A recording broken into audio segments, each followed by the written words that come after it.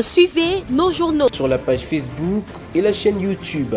Le journal de Scoop FM passe également sur la 98.5 MHz qui push 24 radios à 18h30, 21h30, 8h30, 12h30 et 16h juste. Et sur la 101.0 MHz, la radio communautaire Moïseni à 9h05, 13h03, 21h juste et sur Vox Congo. Téléchargez dès maintenant l'application Vox Congo pour être informé en boucle. Nos chaînes partenaires. Pour toute information, contactez le plus 243 97 62 31 319. Scoop FM, la neutralité réelle. Scoop FM, la neutralité réelle.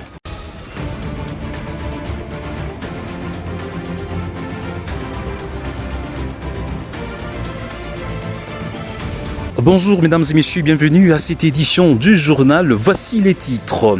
Joseph Kabila, ancien président de la République démocratique du Congo, fera son retour au pays qu'il a quitté depuis décembre 2023. Il sera des retours à partir de l'est de la République. Des détails sont à suivre dans ce journal. À la suite de la grâce présidentielle accordée aux 3 détenus américains ayant bénéficié de la commutation de leur peine en servitude pénale à perpétuité, en collaboration avec les États-Unis d'Amérique, Marcel Malonga, Benjamin Zalman et Taylor Christian Thompson ont été évacués aux États-Unis d'Amérique. Dans ce journal, nous allons y revenir avec plus de précision. Bienvenue à tous.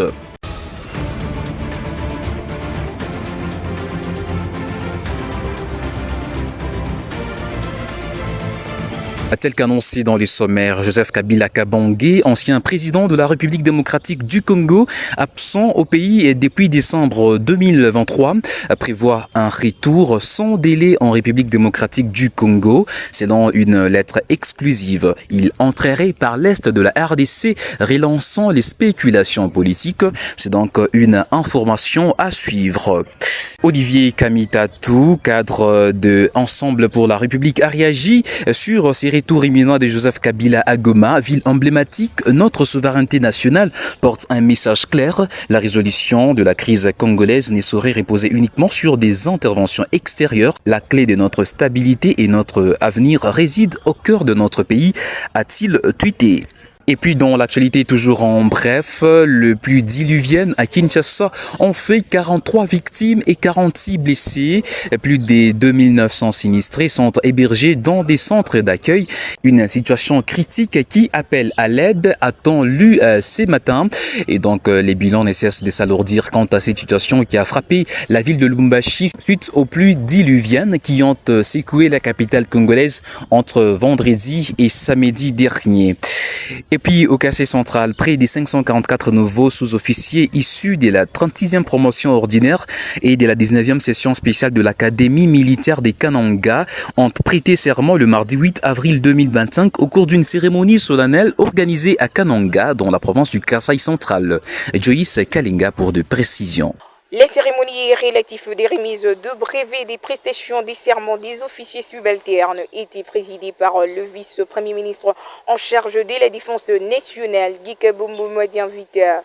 Les sous-lieutenants ont prêté serment jurant fidélité et honneur à la nation, de respecter la Constitution et les lois de la République jusqu'au sacrifice suprême. Le vice-premier ministre de la Défense nationale et ancien combattant, représentant personnel du président de la République, a au nom du chef de l'État et commandant suprême de FRDC, pris acte de leur prestation de serment en qualité de sous-lieutenant. Dans son allocution, Guy Kabobo Madianvita a félicité les lauréats pour l'engagement et a souligné l'importance de la formation militaire qui doit être vouée à un idéal sain et de l'excellence. Face aux défis auxquels l'armée fait face, le patron de la défense nationale a encouragé les nouveaux sous-lieutenants à faire preuve d'intégrité et à ne pas trahir la nation. Rappelant la noblesse des FRDC, il a rappelé l'ultime mission de défendre la partie et de protéger ses frontières avec honneur et discipline jusqu'au sacrifice suprême. Plusieurs temps forts ont marqué cette cérémonie, notamment la remise de brevets aux sous-officiers qui ont distingué dans chaque catégorie la prestation des serments sous drapeau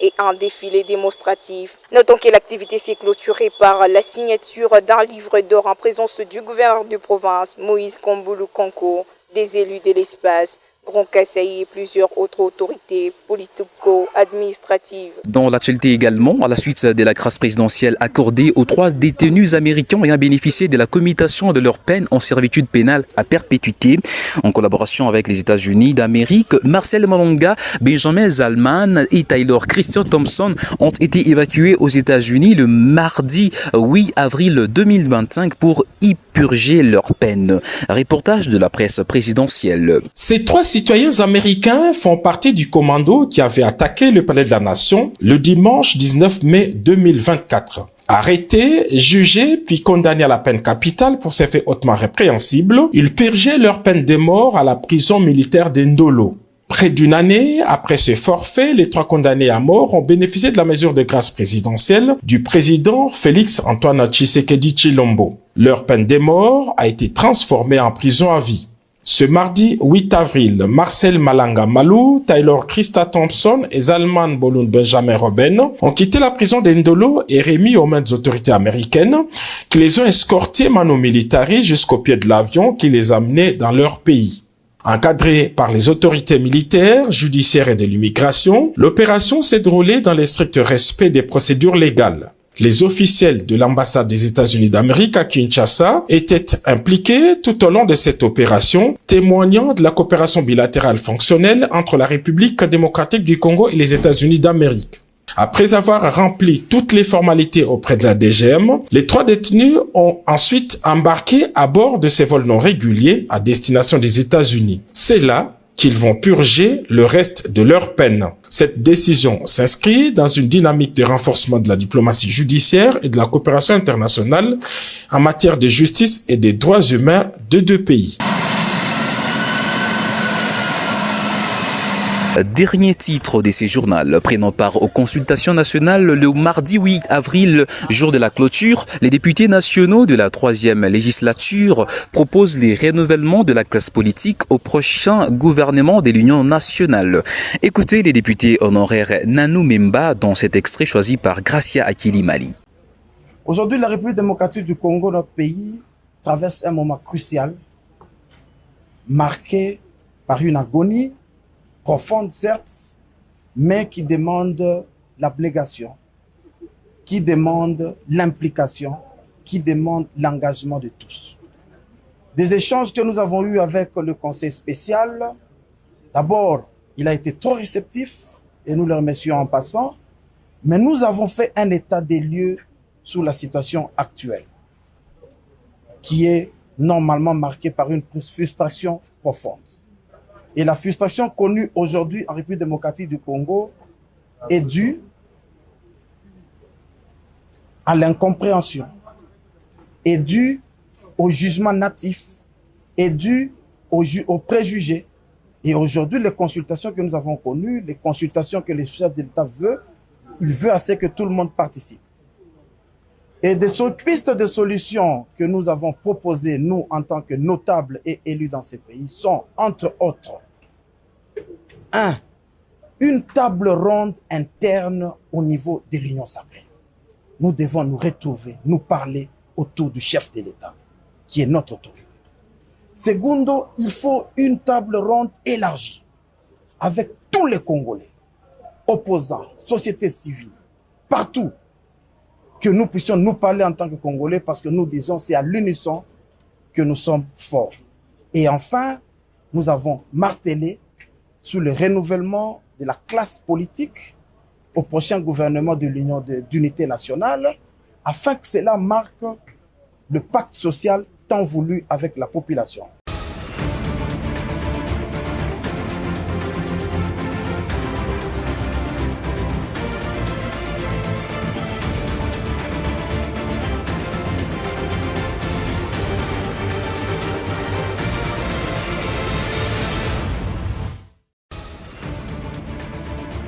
Mesdames et messieurs, voilà qui met un terme à cette édition du journal. Merci à tous de nous avoir suivis.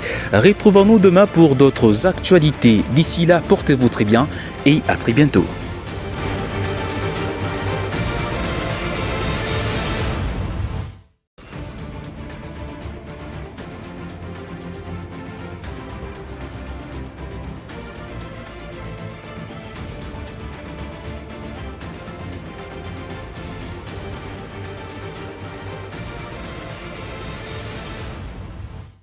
Suivez nos journaux sur la page Facebook et la chaîne YouTube.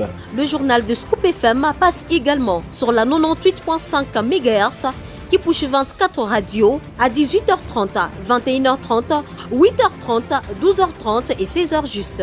Et sur la 101.0 MHz, la radio communautaire Moïseni à 9h05, 13h03, 21h juste et sur Vox Congo. Téléchargez dès maintenant l'application Vox Congo pour être informé en boucle. Nos chaînes partenaires. Pour toute information, contactez le plus 243 97 62 31 319. Scoop FM, la neutralité réelle. Scoop FM, la neutralité réelle.